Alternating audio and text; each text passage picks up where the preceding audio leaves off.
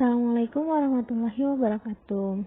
Minggu lalu kita sudah membahas tentang belah ketupat dan layang-layang. Nah, sekarang kita masuk ke materi baru, yaitu tentang jajar genjang dan trapesium. Nah, sebelum kita membahas keliling dan luas jajar genjang dan trapesium, kita harus mengenal sifat-sifatnya dulu. Yang pertama kita harus mengenal sifat jajar genjang. Nah, nama bangun datar di atas adalah jajar genjang A, B, C, D. Memiliki dua pasang sisi yang sama panjang, yaitu sisi AB sama dengan sisi DC dan sisi AD sama dengan sisi BC.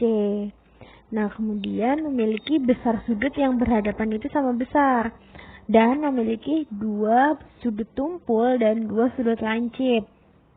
Nah, sudut DAB itu sama dengan besar sudut DCB dan besar sudut ABC sama dengan sudut ADC. Nah, untuk sudut tumpul dan sudut lancipnya itu, sudut tumpulnya itu sudut ABC dan sudut ADC, sedangkan sudut lancipnya itu sudut DAB dan DCB.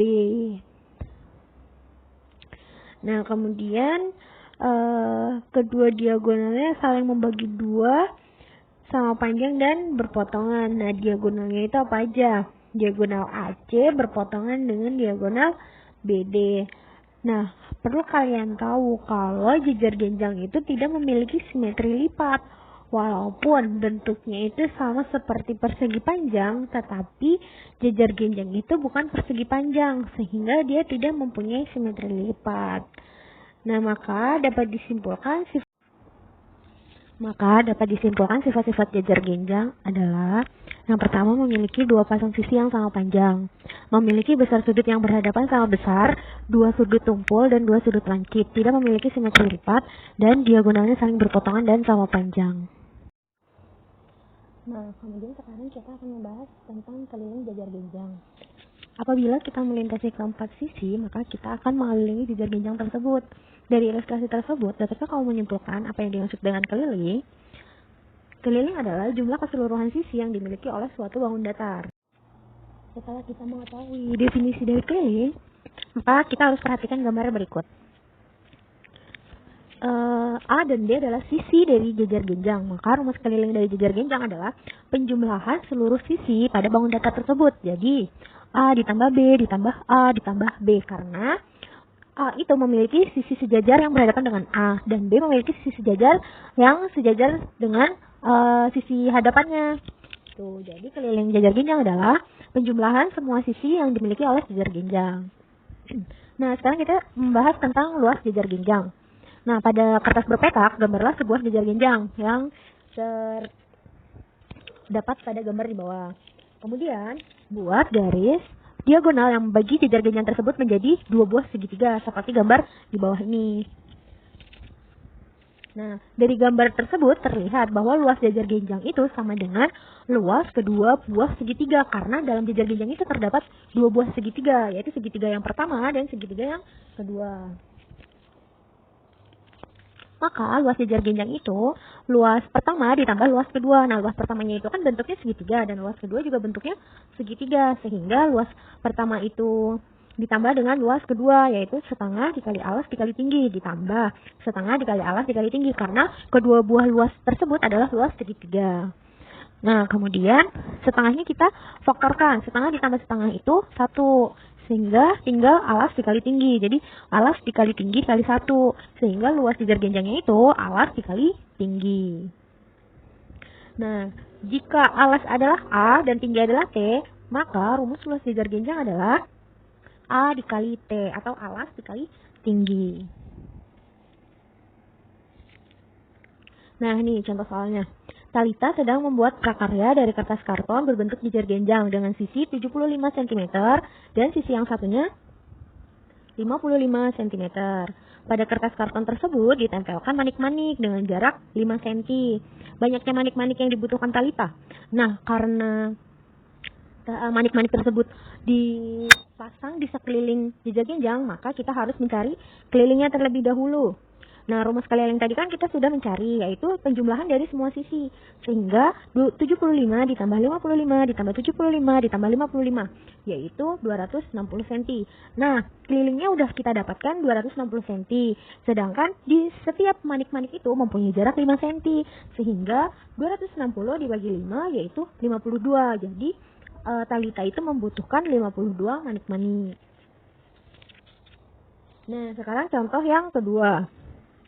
Hitunglah keliling jejer genjang dengan A itu 8 dan B itu 13 cm. Nah, sama seperti yang tadi, karena rumus keliling jejer genjang itu penjumlahan semua sisi yang ada pada jejer genjang, maka kelilingnya itu bisa menggunakan 2 dikali A plus B. Sehingga 2 dikali 8 ditambah 13 sama dengan 2 dikali 21 sama dengan 42. Jadi keliling jejer genjangnya adalah 42. Sekarang kita masuk ke sifat-sifat trapesium. Nah, trapesium ini ada banyak macam-macamnya. Ada trapesium sama kaki, ada trapesium siku-siku, dan ada trapesium sembarang. Nah, pada gambar di bawah ini adalah trapesium sama kaki. Nah, nama bangun datar di atas adalah trapesium sama kaki A, B, C, D. Mana sih yang disebut kaki? Kaki trapesium itu A, D, dan BC. Nah, itu yang dinamakan kaki trapesium. Karena kaki-kaki trapesium itu sama, sehingga dinamakan trapesium sama kaki. Tuh, memiliki sepasang sisi sejajar, tetapi tidak sama panjang. Jadi dia itu mempunyai sisi-sisi yang sejajar, tapi nggak sama panjang, yaitu sisi AB sama dengan sisi BC. Oh maaf, AB sejajar dengan CD. Tapi dia tidak sama panjang, dia hanya sejajar. Kemudian memiliki 2 sudut lancip dan 2 sudut tumpul.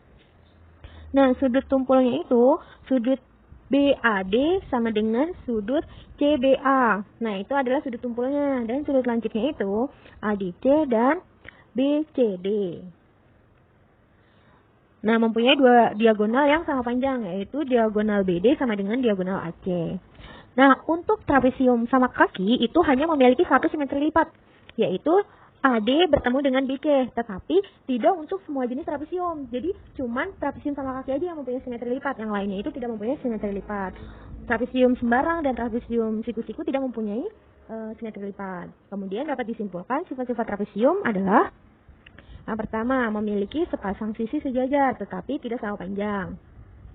Mempunyai 2 sudut lancip dan 2 sudut tumpul. Memiliki 1 simetri lipat, tetapi hanya untuk trapesium sama kaki, bukan untuk jenis trapesium lainnya. Mempunyai 2 diagonal yang sama panjang. Nah, sekarang kita masuk ke keliling trapesium. Sebenarnya, kalau keliling itu di setiap bangun datar itu sama, yaitu penjumlahan sisi-sisi yang ada dalam bangun datar tersebut. Jadi, tergantung bangun datar tersebut memiliki sisi, ada berapa sisinya, sehingga kita dapat menjumlahkan semua sisinya itu. Itu yang dimaksud dengan keliling.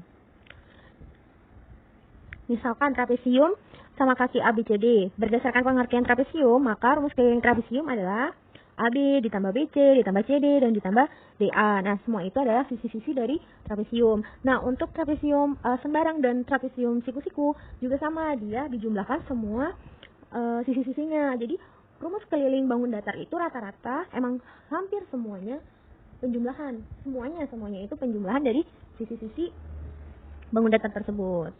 Tetapi tergantung sisinya itu ada berapa di setiap bangun datar. Gitu. Nah, sekarang kita akan mencari rumus luas trapesium. Nah, perhatikan gambar trapesium sama kaki. Nah, kalau 2 buah trapesium tersebut dijadikan satu, jadi trapesium itu disusun menjadi 2 buah trapesium itu akan terlihat seperti gambar nomor 2. Nah, setelah digabungkan, apakah yang kamu dapat lihat? Sepertinya ini adalah bangun jejer genjang kalau trapesium tersebut dijadikan menjadi 1. Nih, trapesium tersebut diberi nama trapesium TTUS dan trapesium TQRU, di mana trapesium PTUS sama dengan trapesium TQRU. Dan PT sejajar dengan SU dan panjang PT sama dengan panjang UR serta panjang TQ sama dengan panjang SU. Nah, gabungan trapesium yang kongruen tersebut membentuk sebuah jejer genjang. Nah, luas jajar genjang itu sama dengan luas persegi panjang. Kalau luas jajar genjang itu alas dikali tinggi, kalau luas persegi panjang itu panjang dikali lebar. Nah, mari kita cari luas trapesium. Nah, sehingga luas trapesium dapat kita dapatkan melalui rumus luas jajar genjang. Karena dalam jajar genjang tersebut terdapat 2 trapesium, maka kita bagi setengah. Jadi setengah dikali luas jajar genjang PQRS, sehingga setengah dikali luas jajar genjang itu kan alas dikali tinggi. Nah, kita balik lagi ke sebelumnya. Alas jajar genjang itu apa sih? Oh, ternyata alas jajar genjang itu C sama D, berarti C ditambah D. Nih, C ditambah D. Kemudian dikali dengan T. Nah, karena CD adalah sisi-sisi sejajar dari luas trapesium secara umum, maka luas trapesium itu adalah setengah dikali jumlah sisi sejajar dikali tinggi. Nah, sisi sejajarnya itu adalah D plus D yang ada pada gambar sebelumnya.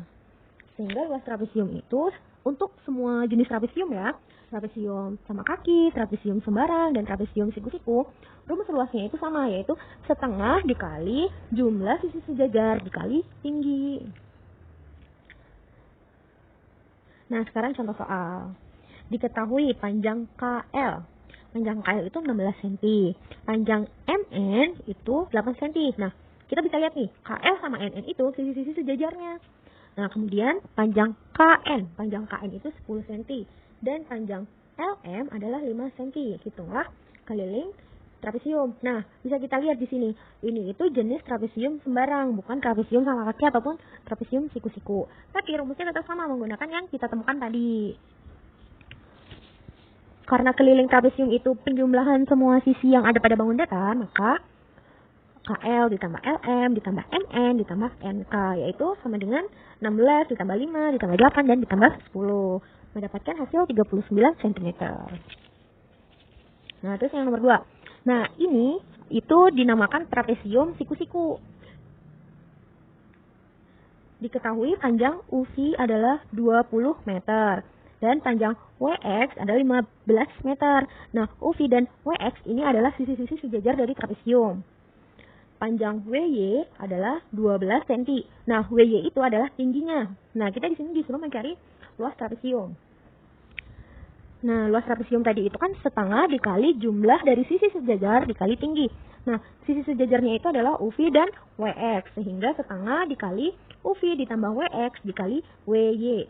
Yaitu setengah dikali 20 ditambah 15 dikali 12. Yaitu mendapatkan hasil 210 cm. Oh maaf, harusnya ini 210 meter persegi. Nah, terima kasih. Jangan lupa kerjakan tugas yang ada pada Edmodo dan kirimkan jawaban ke Edmodo sebelum pukul 14.00. Assalamualaikum warahmatullahi wabarakatuh.